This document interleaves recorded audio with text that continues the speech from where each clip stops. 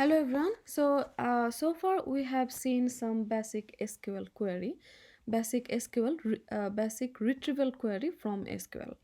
So all the retrieval query we saw them using select statement. So as we said that the retrieval query means to retrieve the data from the database. Okay. Now we are going to see some SQL statements for updating the database. All right. Um, Updating the database means we're going to see three SQL commands that can update or modify the database. These three update commands are insert, delete, and update. So insert is used to adding one or more records in a table. Delete can remove records, and update is to modify existing record. Now all of these three command, it can actually modify some data in the database. That means some of the operation may be rejected if they violate in any kind of integrity constraint. Okay, so let's see how insert statement works. So insert statement is used to add one or more tuples in a relation.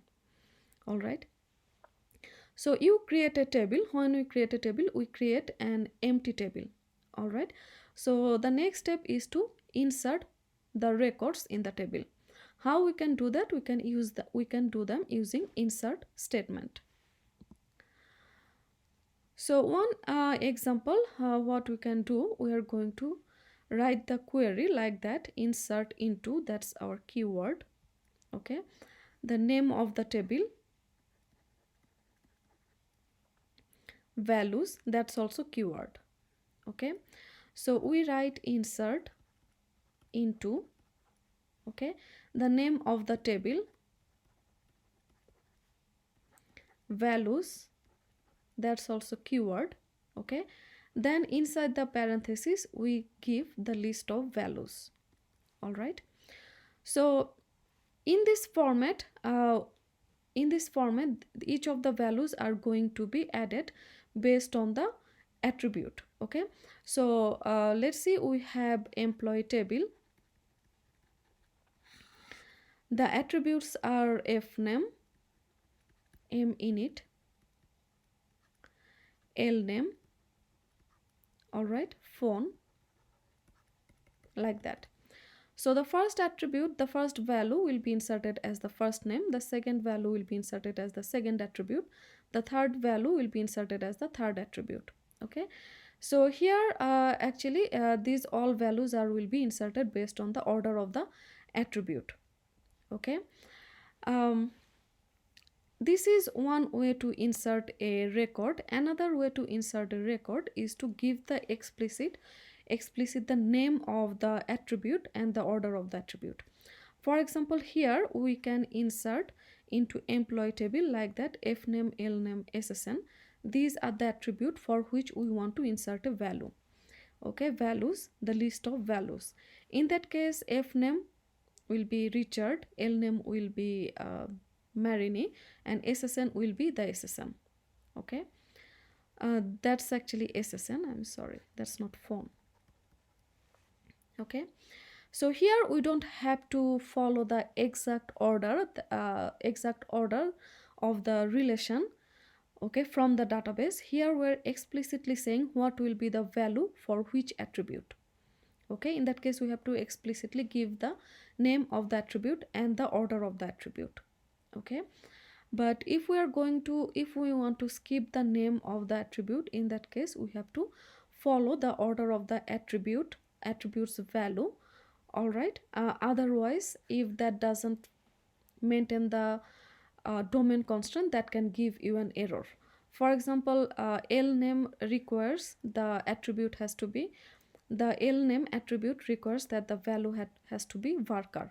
Okay, so in that case the first value has to be varchar. All right, it cannot be a numeric value. Okay,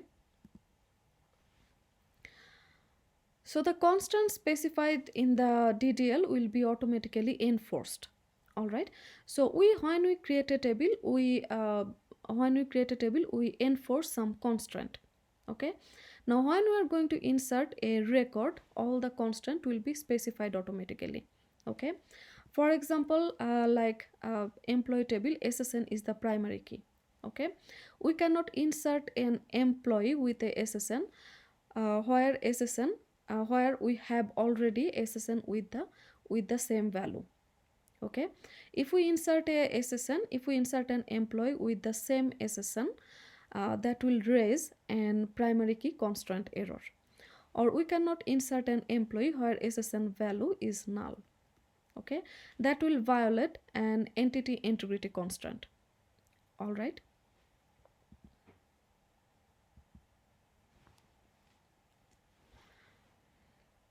So we can also insert more than one tuple. In a table, and we can also insert tuples from a query result into a table. For example, I can fetch a set of tuples using a select statement. Okay, and that set of record I can insert into a table. So here an example like that: insert into works on info. Okay, so these are the attribute name, employee name and project name, hours per week. All right, then I'm writing a select statement. So this select statement is going to fetch a set of record. Okay, and you can see that the attribute name I am fetching the L name, project name and hour. Okay, and this table has these three attribute. All right, and this set of records with these three attributes can be inserted in this table works on info. All right.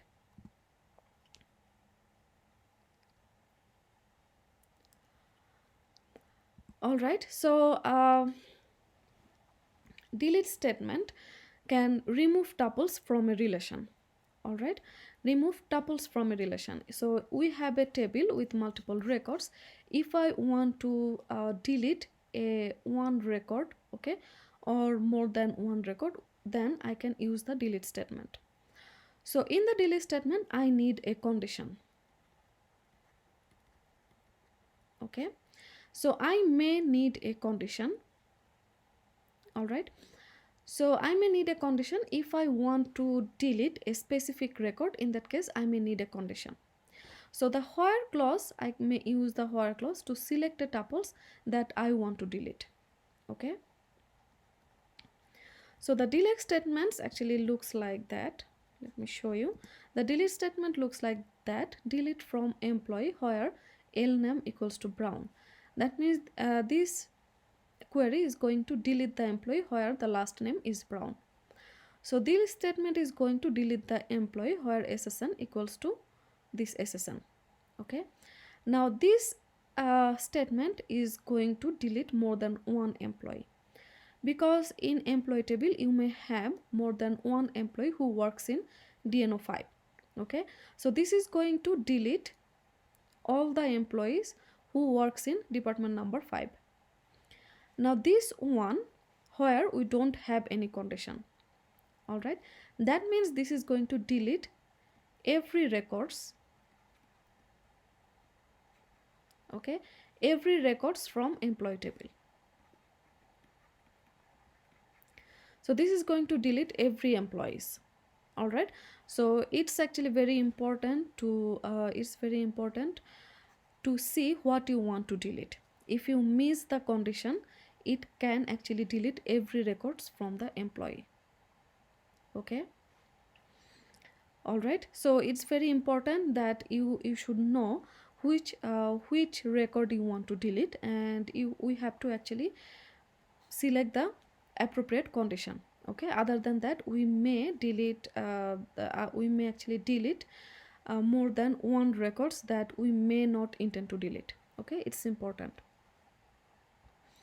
Now as we know that all kind of statements that is going to modify the database that can violate some constraint. Okay, that's violate some constraint. Now about the delete statement can only violate referential integrity constraint. Okay, and the referential integrity constraint can be enforced via reject. Reject is the default one, and we have multiple other option also: cascade, set null or set default. Okay, so tuples are deleted from only one table at a time.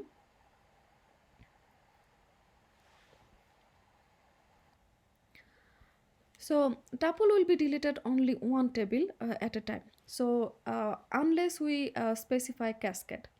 Okay, so cascade means let's say we want to delete one record from a table, and that is going to violate the referential integrity constant. And if we set the cascade option, that can actually delete from another table to validate the database. All right. Now if we miss the where clause, that is going to delete all the tuples from the relation. Okay, the number of tuples that will be deleted is the number of tuples selected by the where clause. For example, where dno equals to 5, the number of records, okay, who works in dno 5, all of them going to be deleted from this query. The update statement is going to modify attribute values of one or more selected tuples. So in the update statement also we may use where clause. Okay, using the where clause we can select which tuple we want to modify. Okay, all right, the where clause is going to select the tuples that we want to modify. Okay, so the where clause is going to select the tuples that we want to modify. Then we can use the set clause. Okay, so this is the new clause that we are going to use in the update statement. Using the set clause, we are going to specify which value for which attribute, okay, we want to update. All right, so each command will modify tuples in the same relation. So update statement also can violate referential integrity constant, and for that also we can enforce some option. Reject is the default option, and we can set other option to cascade, set null, or set default. Now let's see, I want to change the location and controlling department number of project number 10 to Bellary and 5 respectively. So that means the project location I want to update to Bellary, and the department number I want to update to 5. Okay, where the project number is 10. So first I will select the column where I want to do the update. Then I am going to use the set clause to modify the attribute value. Okay, so I'm going to use update statement, update keyword, the name of the table. Okay, set is the clause, p location equals to Bellary, so the Bellary will be the new value for p location attribute. 5 will be the new value for dnum attribute, where this is the condition pnum equals to 10. Okay, so this, using the where clause, this is going to select the tuple where p number is 10. Okay, for that tuple it is going to update the attribute value for p location to Bellary, okay, and dnum to 5. All right, another example, let's say give all employees in department number 5 a 10% raise in salary. All right, so I have to select all the employees where department number equals to 5, and I want to update the salary with their existing salary times 1.1. Okay, so this is going to select, this is going to fetch all the employee where department number equals to 5, and they are going to update the value of salary with the old salary times 1.1. Okay, all right, so this was all about our basic SQL.